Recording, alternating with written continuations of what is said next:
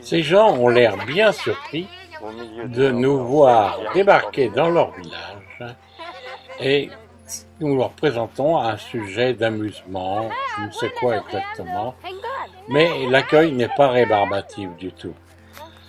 Faisons notre tour de village et écoutons.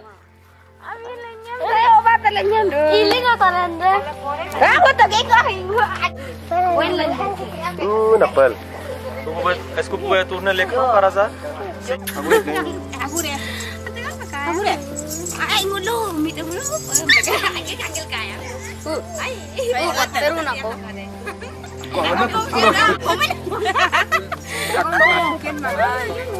Hai getuk tukang hai getuk. Hai kau. Et là, on grille des graines pour ensuite pouvoir faire de l'alcool.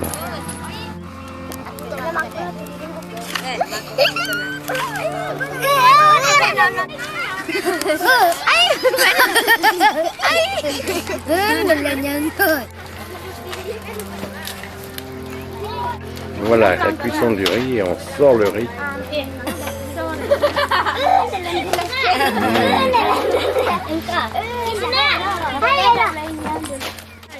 Un point d'eau dans le village est extrêmement important.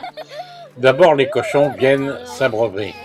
Ensuite, on fait la vaisselle et on tire de l'eau pour faire de la cuisine.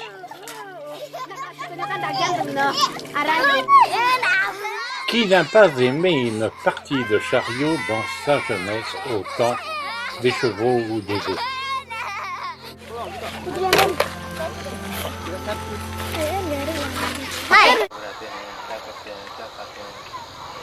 Près de Roing, tel que vous venez de voir ce village, Padam, un soir de 24 décembre, veille de Noël.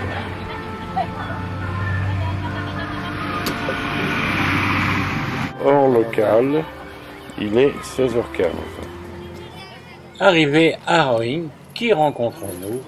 Notre éléphant que l'on avait vu sur la route et il ramène du bois pour faire la cuisine.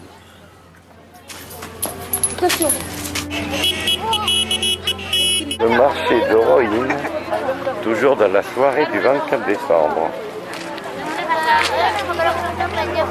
Et de Noël. Surprise, ce 24 décembre 2003, on ne porte pas de bonnet ni de gros pull vert et il fait un temps idéal.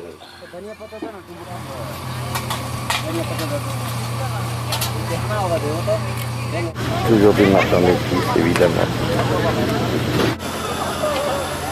Un peu plus loin, on vend des beignets. 1 minute passe en photo. Studio Polaroid.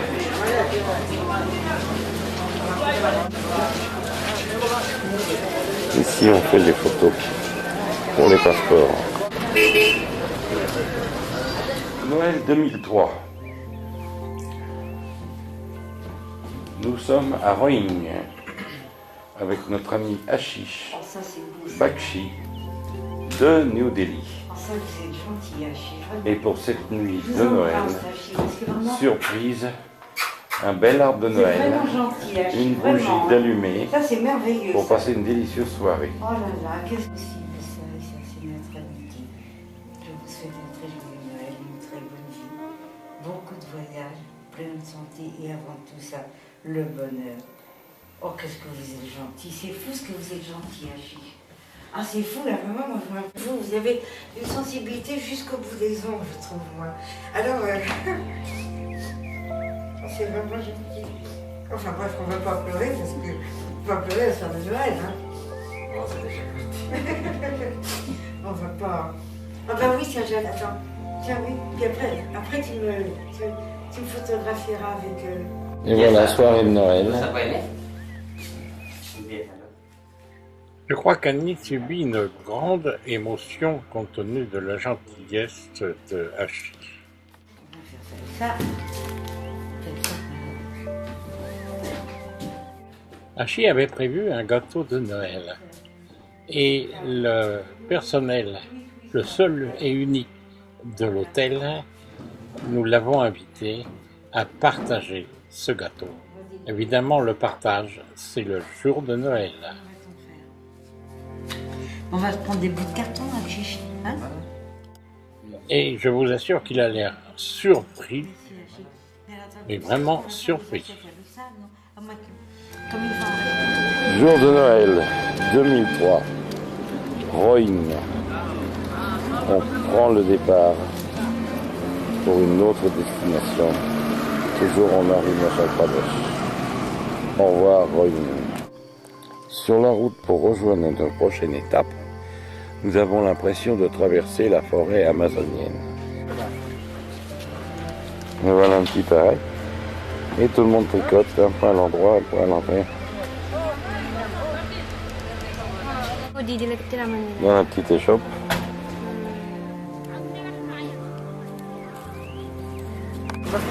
Voilà, au bord de la rivière, au bord de l'eau. C'est comme à nos gens. On peut manger des petits poissons au restaurant, sans couteau ni fourchette. Vous pouvez venir. À vous dire que le petit vin blanc est remplacé plutôt ici par des bouteilles d'eau. Menu de Noël 2003, petite omelette aux herbes et oh là superbe.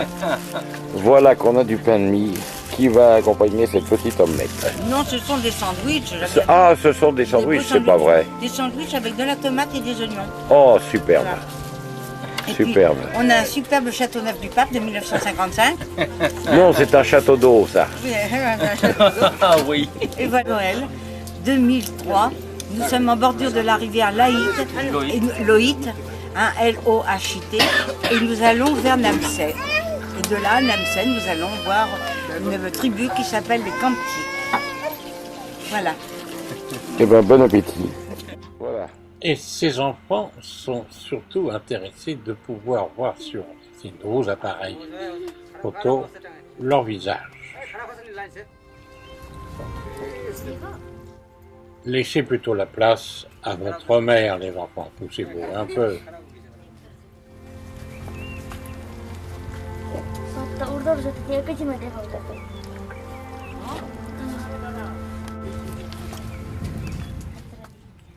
Toujours surpris de notre visite, eh bien, même les grandes personnes, les adultes, se sont intéressés à nous rencontrer.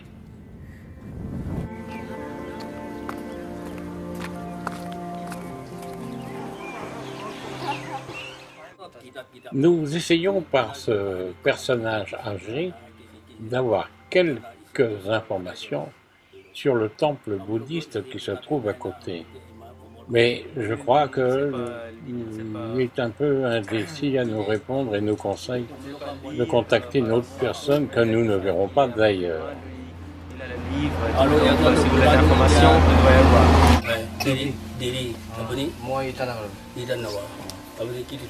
Moi, Bengia. Monsieur. Voilà. Merci, voilà. Il faut avouer qu'au mois de décembre, avoir un temps pareil avec un soleil aussi éclatant, c'est quand même extraordinaire. Et quel environnement, quel village! D'origine birmane. Temple tout à fait récent, puisqu'il date de 1968 et inauguré le 18 octobre 2003, il n'y a pas très longtemps. Toujours. Arrêt auprès d'un temple Kamti. Kamti étaient des gens qui étaient relativement riches dans le transport, avec éléphants, avec voitures et toutes sortes d'accompagnements, ce qui leur a permis de pouvoir édifier ces temples. En voici le Bouddha principal, maître des lieux. Construction relativement moderne. Les stupas environnants.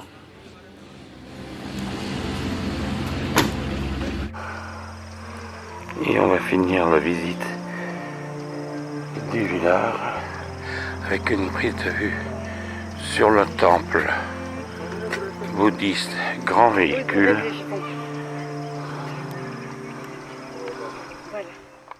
Et tout cela dans un très bel environnement, une joie des couleurs. 26 décembre, à Namtay, nous nous préparons au départ pour une journée pour rejoindre Dibrugarh. Petit hall, où on peut boire une tasse de thé et où notre ami Hachi Oh, c'est vrai. Ce monastère a été construit en mémoire de mon épouse bien-aimée. Donc ici c'est un temple bouddhiste du grand véhicule, pratiqué surtout Laos-Cambodge. On peut supposer que sous un de ces stupas sont les cendres de l'épouse Nang Ratna Montao. Voilà notre ami Bouddha. Et l'on peut dire que la foi persiste en voyant ces statues relativement récentes. Fleur de Bouddha, le lotus. Ce Bouddha s'est mis à l'abri du soleil.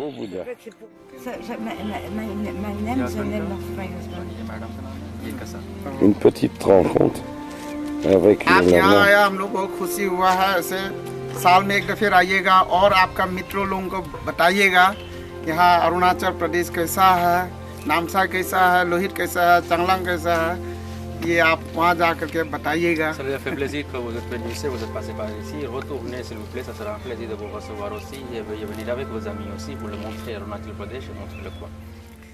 À partir d'ici, nous quittons l'état de l'Arunachal Pradesh pour pénétrer ensuite dans l'Assam.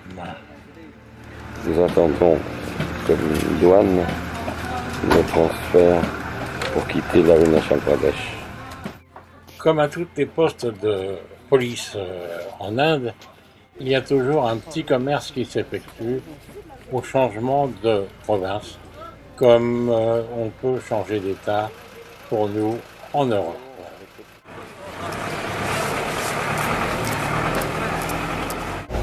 La barrière levée, nous voici sur les routes de l'Assam et nous croisons un train. On passe par la ville appelée Tinsukia, on est sur la route de Dibrugarh. Voilà. Apparemment une grande ville, comme ça se voit, beaucoup de circulation. Les policiers qui ont la tenue spéciale avec le joli casque blanc, le pull bleu marine et ils portent les bottes. Voilà, il est 8h du matin, c'est l'heure de chargement pour la dernière étape. Hôtel Devika, qui était excellent au point de vue confort. Dibrugarh est normalement ce que l'on pourrait dire la capitale du thé, et où il existe aussi un centre de recherche spatiale indien. La population est d'environ 200 000 habitants. Aujourd'hui reconstruite, mais qui fut il y a quelques années en arrière détruite pratiquement entièrement par le fleuve Brahmaputra. Voilà une cuisine à l'indienne, un routier en bordure de route. À toute heure, à tout moment, vous pouvez boire un thé ou manger un petit encas. Traversant des champs de thé, nous voici sur la route qui nous amène vers Kaziranga. À bientôt.